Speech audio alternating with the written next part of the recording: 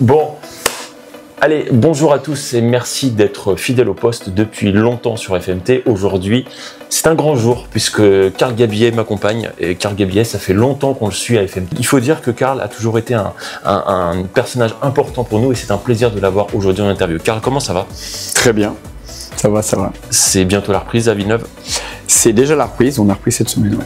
Karl, ça va être un mix aujourd'hui entre les questions qu'on avait envie de te poser avec Yo et avec moi et des questions qui ont été posées par tout un panel de personnes influentes ou inconnues du roller hockey et ça va être super sympa de savoir ce que tu vas répondre. En tout cas, il y a des questions marrantes et il y a aussi les séquences vidéo que je présenterai juste après. Est-ce que tu peux jurer de dire toute la vérité, rien que la vérité? Je le jure. Parfait, vous avez entendu? Il jure. Karl, première question, est-ce que tu peux te présenter s'il te plaît? Alors, donc, Karl Gabillet, j'ai 39 ans, j'habite à Rueil, je joue à Villeneuve-la-Garenne, et voilà. Parfait. Est-ce que tu pourrais me dire à quel âge tu as commencé le roller? Le roller, j'ai commencé vers 16 ans, je pense. 16 ans. Mm. Et tu avais joué au hockey sur glace avant? Et je jouais à la glace depuis l'âge de 3 ans, ouais. J'ai commencé assez tôt quand même. Parfait. La première question, c'était Gaspard de Maison Lafitte qui nous l'a posée. Merci d'avoir soulevé ce point. Est-ce que tu peux me parler un petit peu de l'année à venir qui va arriver à Villeneuve? Transition encore. Bon, nous, tous les ans, c'est quand même, on a quand même des nouveaux joueurs, des anciens qui partent, mais cette année, avec le départ de Austin Koss, qui était un très bon joueur, un très bon ami, du coup, c'est sûr qu'on a dû remanier pas mal de choses. Mais assez excité. Franchement, comme tout le monde le sait, Max Langlois est venu nous renforcer. Donc c'est un super ami, un super joueur. Donc du coup, je suis assez excité de reprendre la saison et de voir ce que ça donne. Est-ce que tu peux nous dire quel est ton meilleur souvenir, tout roller hockey confondu? Le meilleur souvenir, tout hockey confondu, comme je dis souvent, c'était les premiers World Games à Taïwan. Parce que c'était la première fois, grâce au roller, où on partait aussi loin à l'autre bout du monde. Et puis, on était parti, vu que c'était une première, on savait pas trop le niveau qu'il allait avoir. On est parti vraiment en mode, on y va, on voit ce qui se passe. Et super bien passé, on finit vice-champion. Et puis, une expérience de dingue. Parce que Taïwan, c'est quand même un pays de malades. Et on a découvert des choses que, voilà quoi. Il y avait qui à l'époque en équipe de France? Il y avait Renaud, Crinier, il y avait Hugo Rebuffet, Geoff Tijoux, Zapata. Il y avait pas Zapata au World Game, je crois pas, non. Il y avait Vincent Charbonneau, des anciens que peut-être peu de gens connaissent maintenant. Non, c'est pas vrai. En tout cas, il continue de regarder FMT et tant mieux. Est-ce que tu peux me relater un petit peu ton parcours en équipe de France? Parcours en équipe de France. Donc j'ai commencé l'équipe de France en 2006. Premier championnat du monde à Détroit. Et donc après, on a enchaîné quasiment tous les ans. Sauf en 2013 à Los Angeles où j'ai pas fait. Donc voilà, 3 World Games je crois. Et puis 16 championnats du monde. Et un titre en 2017 en Chine. Est-ce que l'équipe de France te manque? Est-ce que l'équipe de France me manque? Je pense que ça me manquera toujours. Surtout quand je les vois jouer, parce que j'ai regardé les championnats d'Europe et les World Games c'était plus compliqué, mais j'ai regardé les championnats d'Europe. Donc oui, ça me manque. On va s'arrêter là. Ça marche. Salut Karl, on avait une petite question pour toi. Nous on se demandait comment tu faisais pour garder cette longévité et cette forme à ton âge. Voilà, en fait ils ont aussi posé cette question-là, les deux animaux. Donc ils étaient extrêmement contents de poser cette question et ils m'ont dit ne lui pose pas parce que ça va l'énerver. Non, ça m'énerve pas cette question. Mais il me la répète souvent et puis moi je dis tout le temps la même réponse. Je dis tout le temps, j'ai la chance d'avoir un métier qui me tient en forme. Donc ça, souvent j'ai les copains, ils se moquent un peu de moi là-dessus. Mais c'est vrai que le fait d'être coach sportif, forcément que je pratique du sport en plus du roller. Donc et puis pas mal de cours cardio quand même. Donc ça, la santé, le fait que malgré tout, je suis un petit gabarit. Donc je pense que c'est plus facile de tenir sur du long terme physiquement que si j'étais 1m90, 95 kg. Donc tout ce qui est articulation et tout ça, j'ai pas trop de soucis, même si bon, Là, à 39 ans, je commence à avoir des petits pets, mais j'ai les 2 épaules qui sont un peu en vrac, mais en soi, ça va. Une autre question qui a été posée par quelqu'un qu'on apprécie aussi, qui est Jimmy de Strasbourg. Quel club pour toi représente la plus belle aventure? J'ai fait quelques clubs, hein, donc du coup, pour moi, j'ai vraiment... à chaque fois, c'était quand même très sympa. T'étais passé à Angers. Alors, j'ai commencé par Tours, ouais. Tours, Angers, Anglette, Rethel. Je suis retourné un petit peu à Angers une année pour revoir les copains. Et ensuite, Garges, Villeneuve. Alors, Angers, ça m'a formé, donc c'était super. Anglette, lieu de vie très agréable. Avec un coach hors pair comme Olivier Dimet à l'époque, où vraiment, on se sentait très pro, en étant vraiment amateur, mais on avait vraiment 3 entraînements par semaine, 2 prépas physiques, donc c'était très carré. Après, à chaque fois, enfin, l'année à Garges c'était top aussi. Rethel, meilleure salle de France, donc ça c'était génial. Et à Villeneuve, je passe quand même depuis le temps, ça commence à faire 5 à 7 ans que j'y suis, donc je m'y sens bien. Et puis j'essaye toujours de jouer avec des copains, donc ça c'est cool. Alors c'est qui tes meilleurs potes à Villeneuve? Mes meilleurs potes à Villeneuve, en soi, tous les joueurs, tous les Français qui sont passés par là. En fait, on dit toujours à Villeneuve que c'est une famille, mais comme beaucoup de clubs peuvent le dire chez eux. Mais nous, on crée quand même une osmose entre les jeunes et les vieux, ou les plus âgés, qui fait que ça se passe super bien. Donc ça se taquine et tout ça, mais c'est très agréable. Et puis on est toujours là quand on joue à Villeneuve avec Guillaume Siès, c'est pas pour des pâquerettes, quoi. C'est pas pour perdre, c'est pour gagner. Exactement. Une question qui a été posée par, je le cite, Bruche. Tu préfères jouer avec Bruche ou Allo? Alors, Bruche, Bobby. J'ai eu l'expérience de jouer avec Bobby à la Yetis Cup. Et très belle expérience. Super mec. Techniquement, pas mal du tout. Louis, il va encore progresser. Il peut progresser encore. Louis? Ah bah oui, bien sûr, on peut toujours progresser. Mais là, Bobby, j'aime bien. Une question de Julien Thomas, qu'on salue au passage. Le SACOS, c'est quelque chose auquel tu penses? Le SACOS, j'aimerais pouvoir y participer au moins une année. Parce que je trouve ça sympa d'aller faire un championnat du monde sans avoir le côté vraiment très, très strict, trop sérieux. Et puis rejoindre aussi les copains qui y sont déjà. Après, je ne sacrifierai plus la famille pour ce genre de choses. Donc du coup, faut que je puisse allier les deux. Oui. Donc c'est pour ça que pour l'instant, j'y ai pas participé. Et en plus, de toute façon, c'est toujours pendant les finales du championnat. Oui.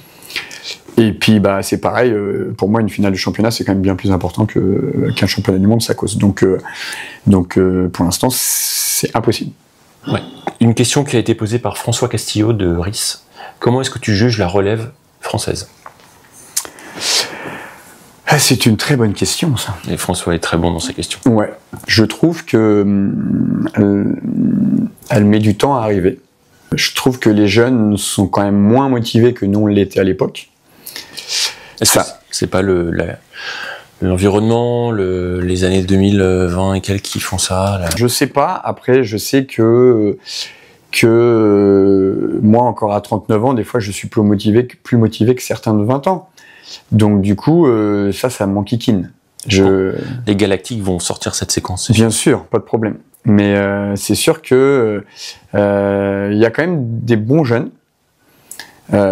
Comme Louis, parce que Louis, moi je trouve qu'il a vraiment ce sérieux que j'apprécie chez les jeunes, à vouloir toujours progresser et à écouter, même si il est un peu têtu parfois, on l'est tous. Mais ça met un peu de temps et j'aimerais vraiment que les jeunes se donnent à fond et que comme nous on a pu vraiment être sérieux et vouloir virer les anciens du championnat, quoi. Ouais. Donc c'est pas normal malgré tout à 39 ans d'être encore là. Les jeunes auraient largement depuis le temps dû me mettre à la porte. Donc j'attends que ça. Très bien. C'est bien noté. Vous avez les jeunes, la relève, vous avez maintenant les mots de Karl, donc faut y aller, faut taper. Une question qui vient de Vierzon et Simon qui nous l'a posée. Quelle équipe pour toi va être coriace en Ligue Élite? Alors, j'ai apprécié le recrutement de Caen, même si en soi on connaît aucun joueur qui arrive. Mais il y en a quand même quelques-uns. Ouais, mais Dury, tu parles des étrangers. Ouais, je parle principalement des étrangers. Mais en tout cas, ce qui est bien, c'est que je trouve qu'ils ont cette année donné une envie de jouer contre eux, et parce que ça faisait quand même 2 ans où bon, voilà, c'était compliqué. Et donc là, là, il va y avoir une équipe, je pense quand même. Donc ça, c'est cool. Après, Rethel, je pense que ça sera quand même peut-être un ton en dessous. Donc moi j'aime bien quand le championnat est plus resserré et que il y ait plus de confrontations. Donc ça va être une saison assez intéressante, je pense. Grenoble, tu vois ça comment? Grenoble, ils perdent quand même 2 gros défenseurs, donc pas simple. Même si ils ont recruté, comme disaient les Galactiques, le Montaclair. Alexandre Montaclair. Voilà, mais comme d'hab, je pense que Grenoble, c'est quand même une équipe où il faut faire attention. Mais bon, voilà. Et Vierzon et Bourges et Pont-de-Metz. Bien sûr. Pont-de-Metz, une équipe jeune qui, à mon avis, va nous donner du fil à retordre dans les coins. C'est sûr. Bourges, pareil, ils ont pas mal de recrutement, mais on connaît pas trop les joueurs. Donc voilà. J'étais plus concentré sur Caen que les autres équipes. Je sais pas ce que tu en penses, mais je trouve que les efforts qui sont déployés pour communiquer, pour annoncer les recrues, on voyait pas ça il y a 10 ans et ça va dans le bon sens. Ouais, complètement. C'est sûr que sur les réseaux sociaux et tout, même pour tout le monde, tous les clubs maintenant publient leurs joueurs à chaque fois. Et c'est clair que c'est très agréable et ça donne envie en fait, encore plus. Bien sûr, bien sûr. La question suivante, ça nous est posé par Austin Koss lui-même et ça a trait aux langues étrangères. Salut Karl, tout le monde. J'ai une question pour toi en anglais. I have a question for you in English. If I want to wash my jersey, I leave it inside blank. Si je veux laver mon maillot, je laisse mon maillot dedans quoi? What is the English word? English, go! Donc la question elle est belle, mais c'est pas du tout est-ce que je parle anglais. Donc, alors ça c'était le premier volet. C'était le premier volet. Est-ce que tu as la réponse à ce que Austin La réponse c'est washing machine. Parfait. L'anglais maintenant dans le hockey c'est important, c'est primordial. C'est pour ça que j'essaye toujours de parler anglais, même si je le parle très mal, mais moi je trouve que c'est bien en fait quand je parle tout le temps anglais avec les étrangers. Pourtant c'est sûr que même Austin il me disait Karl parle français avec moi parce que lui il veut apprendre la langue, mais moi aussi je veux apprendre la langue l'anglais.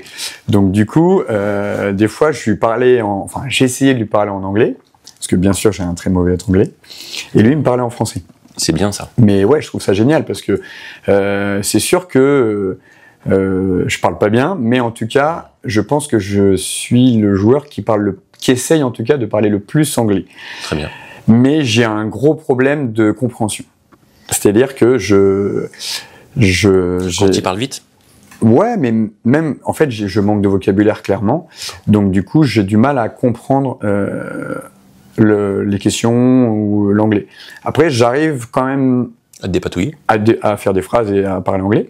Mais je comprends rien. Alors que généralement, on me dit souvent c'est l'inverse.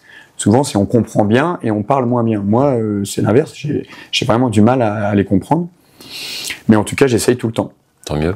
Et voilà. De toute façon, des étrangers à Villeneuve, c'est la tradition. Il y en a eu depuis longtemps. Bien sûr. Et puis il y en aura toujours. Parce que moi, j'aime apprendre de leur culture. J'aime le côté d'avoir un étranger et puis d'avoir des Tchèques, d'avoir des Anglais, des Américains et puis de parler avec quelqu'un qui vient de l'autre bout du monde. Est-ce que tu rejoins un peu Enzo Renou qui disait à notre micro qu'il comprenait pas pourquoi certains clubs prenaient une recrue pour un match ou deux? Je comprends complètement et je suis complètement contre ça parce que il avait tout à fait raison sur le sujet. Mais après, voilà, le bon sujet, c'est bien qu'on ait des étrangers dans le championnat, mais pour toute la saison. C'est très. En fait, ça n'existe dans aucun sport de faire venir un joueur étranger pour un week-end pour essayer de gagner un match. Valence l'ont fait cette année. Et d'une, ça n'a pas marché, mais en plus, ça déséquilibre complètement le championnat, parce qu'en fait, ils font ça juste pour se maintenir, pour gagner quelques matchs contre d'autres équipes qui, comme Caen l'année dernière, n'avaient ou très peu d'étrangers. Et au final, ils n'ont pas les mêmes armes, parce qu'ils n'ont pas les mêmes armes financières. Donc du coup, ils peuvent pas se battre contre ça. Donc ça perturbe le championnat, et c'est pas cool. Et en plus, moi je préférerais qu'une équipe comme ça, parce que sur un week-end, faire venir un étranger, ça coûte un petit peu, voire beaucoup. Donc je préférais qu'ils donnent, je dis une bêtise, hein, mais peut-être quelques primes à des jeunes, parce qu'en plus à Valence, ils ont plein de jeunes en fin de saison ou quoi, parce qu'ils ont fait une super saison, plutôt que payer sur un week-end des billets d'avion à un Américain, et voilà. Donc ça, faut que ça s'arrête. Faites-les venir pour toute la saison. Mais pas pour un week-end, ça n'a pas de sens. Ça n'a pas de sens. Ou sinon, dans ces cas-là, il vient tous les week-ends. Il peut pas venir juste pour un match pour la saison. Un match sec, ouais. Il n'y a que dans notre sport où ça existe. C'est sûr. La question suivante, quelle taille fait ta pièce de trophée? Parce que tu dois avoir une pièce dédiée à tous tes trophées. Du tout. Non. L'appartement est pas assez grand. J'aimerais bien avoir un bureau avec les trophées. Déjà, non, on n'a pas trop de trophées, mais c'est plus des médailles. Mais là, j'ai mon fils qui commence à vouloir un peu les cadres de hockey et tout ça. Donc, la salle des trophées, ça sera la chambre de mon fils. C'est terrible. Une autre question à vocation humoristique par Joanne Karkov, qu'on salue au passage. Qu'est-ce que ça fait d'être joueur et arbitre en même temps? Est-ce que c'est la bonne question? La question, c'est plutôt pourquoi tout le monde. C'est vrai que j'ai pas mal d'amis dans le hockey qui me disent t'es arbitre, tu devrais avoir un maillot d'arbitre, tout ça. Parce qu'en fait, tout le monde beaucoup pensent que j'ai de l'impact sur les arbitres. Alors que pas du tout, parce qu'en plus je me fâche très souvent avec eux. Et voilà, mais apparemment j'ai de l'influence auprès des arbitres. Donc on me tatine souvent là-dessus, notamment mes amis grenoblois et même mes amis anglois. Mais moi j'ai pas l'impression. Alors oui, je parlais beaucoup à une période et maintenant j'essaye de calmer un petit peu. Ouais, parce que ça a pas trop de. Enfin, je suis plus dans ce truc-là. Donc je préfère me concentrer un peu plus sur mon jeu, parce que malgré tout maintenant j'ai besoin d'être plus concentré sur mon jeu pour essayer de performer plutôt que m'évader sur l'arbitrage. Mais non, moi j'ai jamais trouvé que j'avais de l'influence sur les arbitres. Après peut-être que je leur parle comme il faut, ou peut-être que je sais pas. T'es assez diplomate. C'est à eux de faut poser la question, c'est pas à moi en soi. C'est pas faux. Ce serait peut-être un sujet sur cette année. Pourquoi est-ce que tout le monde dit que Karl Gabillet peut porter un maillot d'arbitre? C'est un sujet intéressant. L'aspect pro du roller, on en parlait juste un peu avant. C'est quelque chose sur lequel on vient. On compare toujours roller et glace qui est supposément ou dans les faits plus pro que le roller. Mais on voit que depuis quelques temps maintenant, ça se professionnalise, en tout cas un petit peu. C'est quelque chose qui est important, mais c'est quelque chose que tu constates aussi à ton niveau. C'est quelque chose que je constate parce que de toute façon, on arrive quand même à un certain niveau de hockey où si on veut maintenant jouer le podium ou les titres, il faut commencer à payer les joueurs.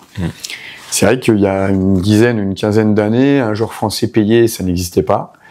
Mais maintenant, vu que les joueurs sont de plus en plus payés quand même, nous, si on veut des jeunes joueurs du club les garder, il faut mettre la main à la pâte financièrement, sinon ils vont aller dans d'autres clubs. Alors après, le côté positif, c'est que les subventions sont, je pense, un peu plus présentes, parce que sinon on pourrait pas payer les joueurs de toute façon. Mais ça se professionnalise un petit peu. Après, ce qui est bien quand même dans le roller, et on voit certains joueurs de glace venir aussi jouer dans notre championnat, parce qu'ils aiment ce côté toujours fun. Oui. Ce côté qui est moins pro que la glace. Donc, c'est sûr que moi, je serais très content que ça se professionnalise. Mais faut pas que ça soit au détriment du fun. Exactement, à petite dose. Parce que c'est sûr que si tu mets 3 matchs par semaine, tu enlèves ce côté quand même fun attitude qu'on peut trouver dans le roller. Et beaucoup de joueurs de glace viennent dans le roller pour ce côté vraiment ambiance sportive, ambiance fun. Il y a du sérieux, ça c'est clair, parce que c'est quand même assez pro là-dessus, de plus en plus. Mais il y a toujours ce côté vraiment bonne ambiance au roller. Et je suppose, et on en parlait avec Johan pas plus tard qu'hier, que FMT a pu exister aussi grâce au fun du roller et n'aurait sans doute pas pu autant exister dans la glace. Mais ça reste à démontrer et on est très content d'avoir eu le parcours qu'on a eu jusqu'à maintenant. Dernière question, un petit mot pour ton sponsor, parce qu'on était hier avec Bauer sur une journée Vapor Live, et Bauer, on sait que tu es un maillon important dans l'écosystème Bauer, dans le sens où tu promeus la marque.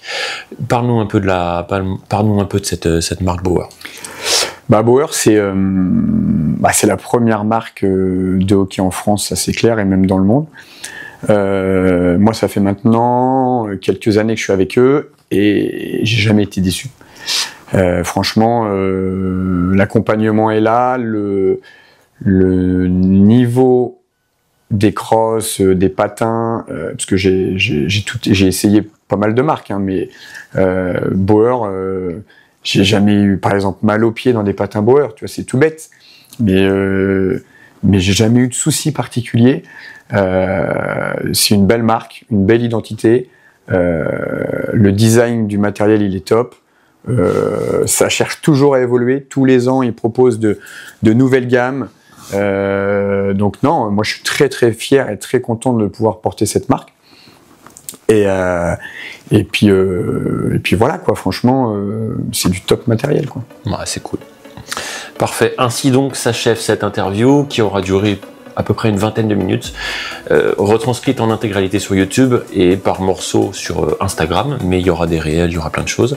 Merci beaucoup d'avoir joué le jeu, c'est toujours super cool de t'avoir. Merci à toi Lionel.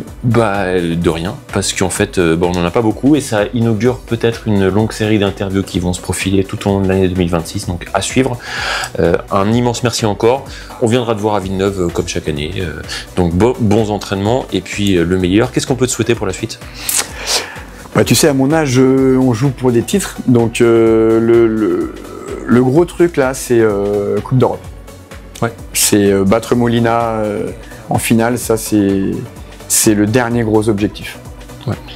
Donc ça, voilà, ça serait bien que ça arrive cette année parce que sinon ça commence à faire long. Parfait, on croise les doigts, c'est tout le mal qu'on te souhaite. Bonne chance pour la saison et puis de toute façon on viendra te voir rapidement à Villeneuve. Yes, avec plaisir. Merci à vous, on clappe de fin.